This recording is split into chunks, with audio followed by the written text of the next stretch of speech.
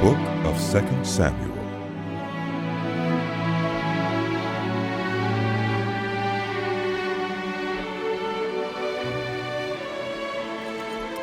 After the death of Saul, David returned from striking down the Amalekites and stayed in Ziklag 2 days. On the 3rd day, a man arrived from Saul's camp with his clothes torn and dust on his head. When he came to David, he fell to the ground to pay him honor. "Where have you come from?" David asked him. He answered, "I have escaped from the Israelite camp." "What happened?" David asked. "Tell me." "The men fled from the battle. He replied. Many of them fell and died, and Saul and his son Jonathan are dead." Then David said to the young man who brought him the report, "How do you know that Saul and his son Jonathan are dead?" "I happened to be on Mount Gilboa, the young man said. and there was Saul leaning on his spear with the chariots and their drivers in hot pursuit. When he turned around and saw me, he called out to me, and I said, 'What can I do?' He asked me, 'Who are you?' 'An Amalekite,' I answered. Then he said to me, 'Stand here by me and kill me.' I am in the throes of death, but I'm still alive. So I stood beside him and killed him, because I knew that after he had fallen, he could not survive.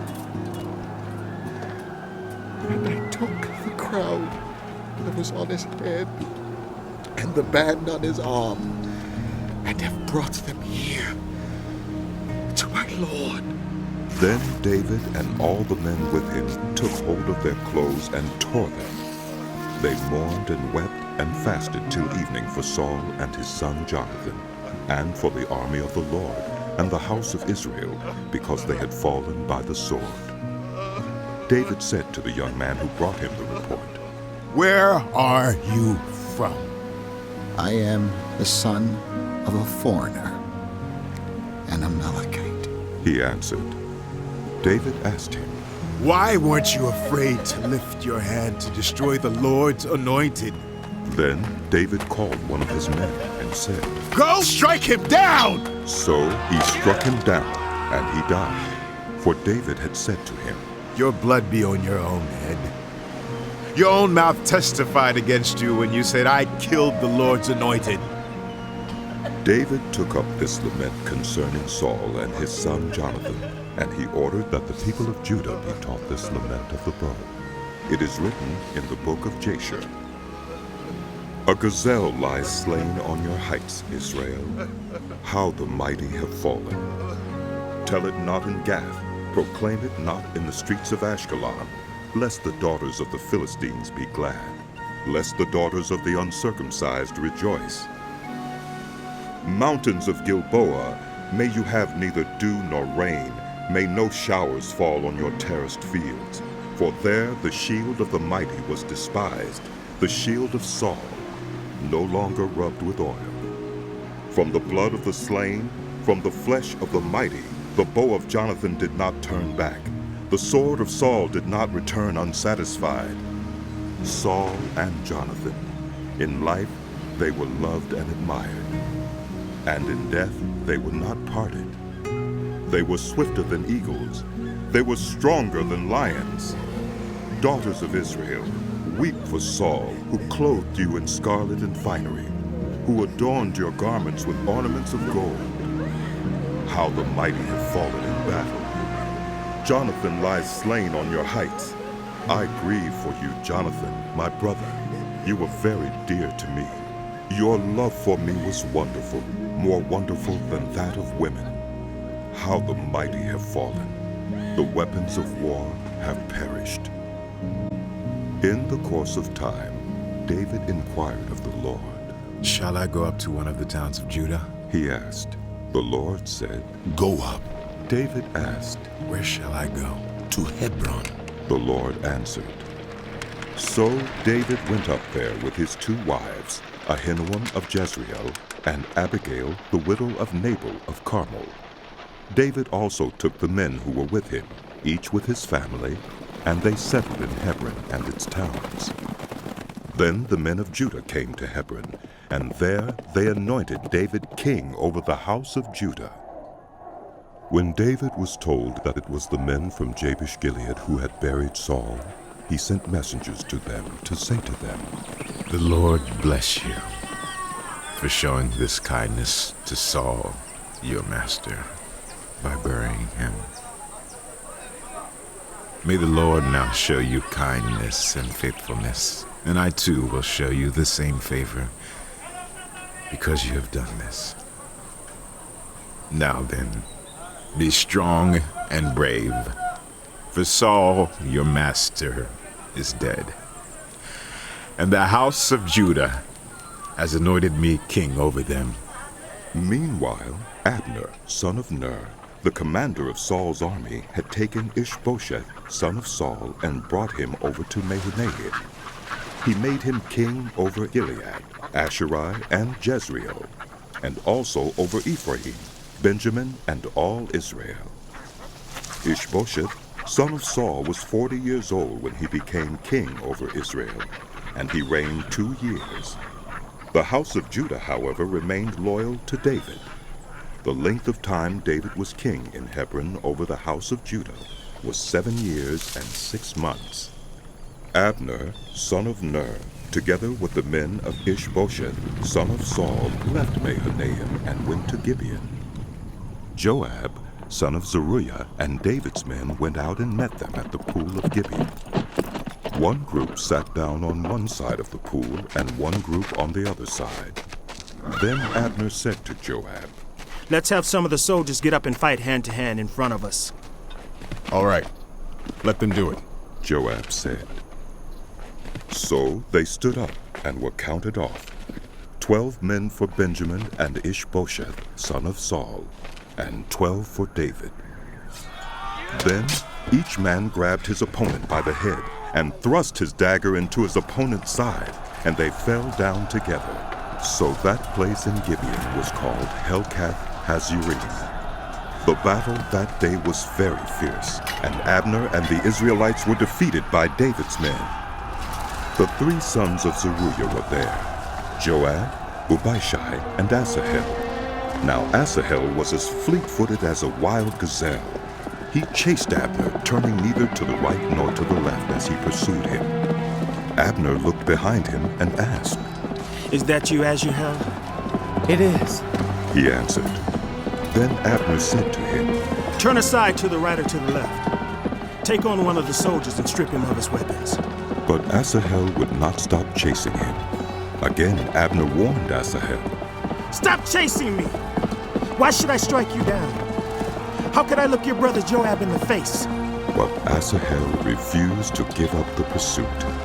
So Abner thrust the butt of his spear into Asahel's stomach, and the spear came out through his back. He fell there and died on the spot.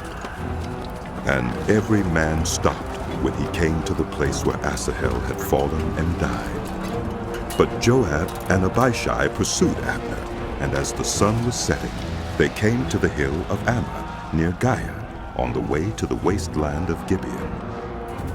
Then the men of Benjamin rallied behind Abner. They formed themselves into a group and took their stand on top of a hill. Abner called out to Joab, Must the sword devour forever? Don't you realize that this will end in bitterness? How long before you order your men to stop pursuing their fellow Israelites? Joab answered, As surely as God lives, if you had not spoken, the men would have continued pursuing them until morning.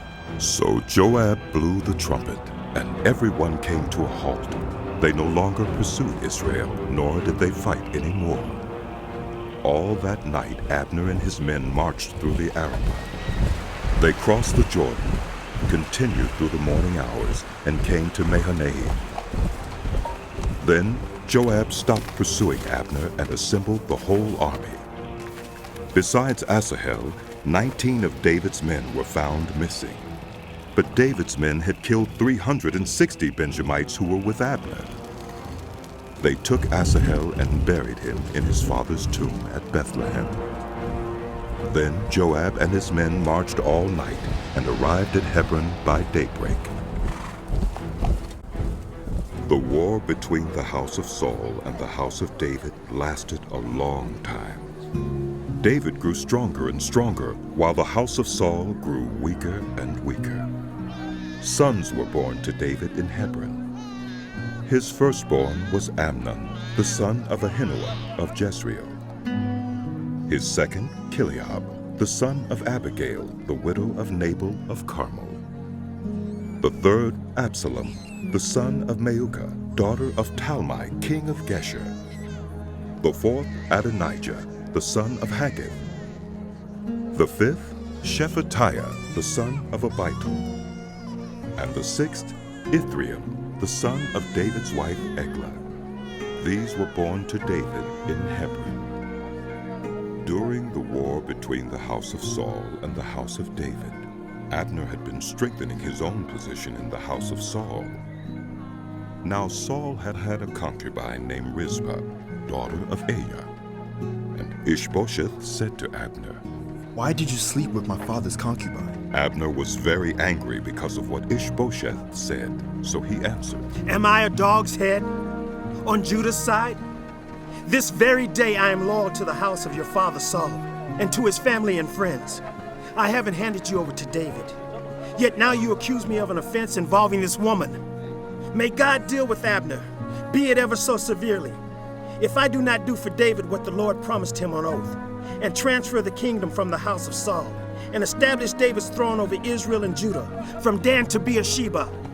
Ishbosheth did not dare to say another word to Abner because he was afraid of him. Then Abner sent messengers on his behalf to say to David, Whose land is it? Make an agreement with me and I will help you bring all Israel over to you. Good. said David. I will make an agreement with you. But I demand one thing of you.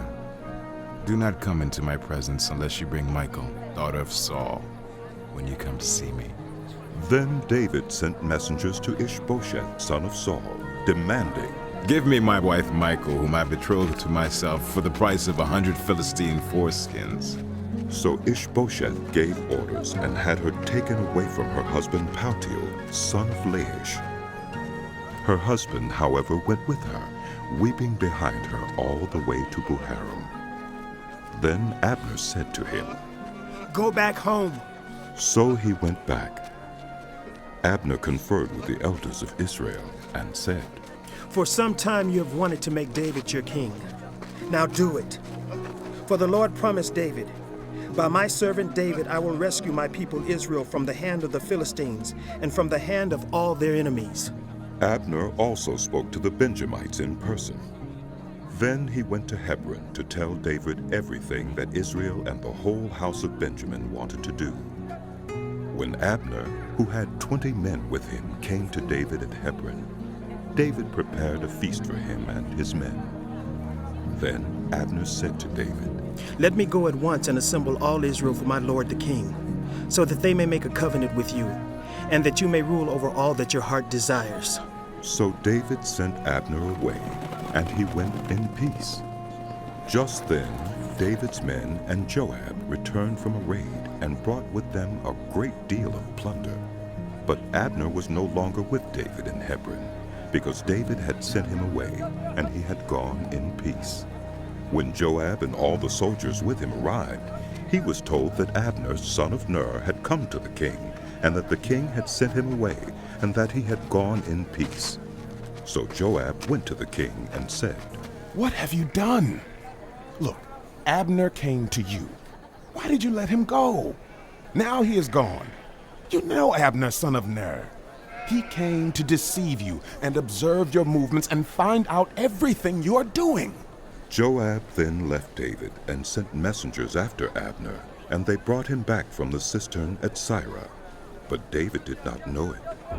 Now when Abner returned to Hebron, Joab took him aside into an inner chamber, as if to speak with him privately. And there, to avenge the blood of his brother Asahel, Joab stabbed him in the stomach, and he died. Later, when David heard about this, he said, I and my kingdom are forever innocent before the Lord concerning the blood of Abner, son of Ner. May his blood fall on the head of Joab and on his whole family. May Joab's family never be without someone who has a running sore, or leprosy, or who leans on a crutch, or who falls by the sword, or who lacks food. Joab and his brother Abishai murdered Abner because he had killed their brother Asahel in the battle at Gibeon. Then David said to Joab and all of Joab's men, Tear your clothes and put on sackcloth and walk in mourning in front of Abner. King David himself walked behind the bier. They buried Abner in Hebron, and the king wept aloud at Abner's tomb. All of Joab's men wept also. The king sang this lament for Abner. Should Abner have died as the lawless died, your hands were not bound, your feet were not fettered. You fell as one falls before the wicked. And all of Joab's men wept over him again. Then they all came and urged David to eat something while it was still day. But David took an oath, saying, May God deal with me, be it ever so severely, if I taste bread or anything else before the sun sets. All of Joab's men took note and were pleased. Indeed, everything the king did pleased them. So on that day, all of Joab's men and all Israel knew that the king had no part in the murder of Abner, son of Ner. Then the king said to his men, Don't you realize that a great commander has fallen in Israel this day? And today, though I am the anointed king, I am weak, and these sons of Zeruiah are too strong for me. May the Lord repay the evildoer according to his evil deeds.